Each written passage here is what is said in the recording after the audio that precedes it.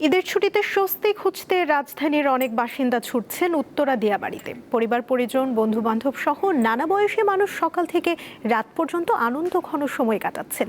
দর্শনার্থীরা বলছেন একঘেয়ে নাগরিক জীবন থেকে মুক্তি পেতে দিয়াবাড়ির খোলা মাঠ, লেক আর সবুজ পরিবেশ ঈদের আনন্দ বাড়িয়ে দিয়েছে।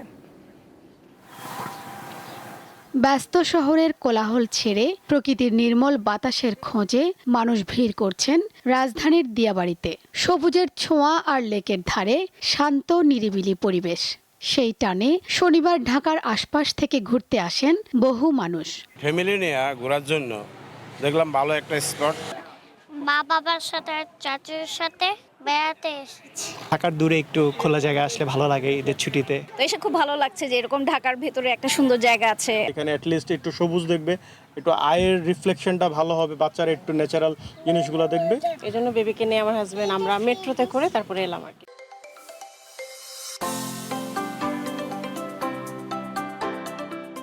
কেউ এসেছেন প্রকৃতির মধ্যে হেঁটে বেড়াতে, আবার কেউ এসেছেন বন্ধুদের সাথে আড্ডা দিয়ে সময় কাটাতে।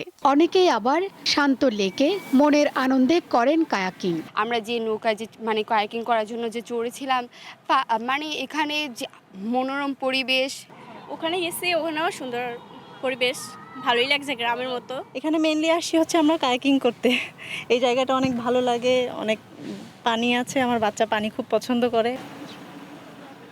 রাজধানীর ব্যস্ততা ও কোলাহল ছেড়ে ঈদের ছুটিতে অনেক মানুষই ছুটে আসছেন দিয়াবাড়ির এই শান্ত ও নির্জন পরিবেশে, যেখানে বিস্তীর্ণ প্রান্তর, সবুজ মাঠ এবং দিগন্তব্যাপী আকাশ দর্শনার্থীদের মন ভরিয়ে দিচ্ছে। শিউলি শবনম, দীপ্ত সংবাদ, ঢাকা।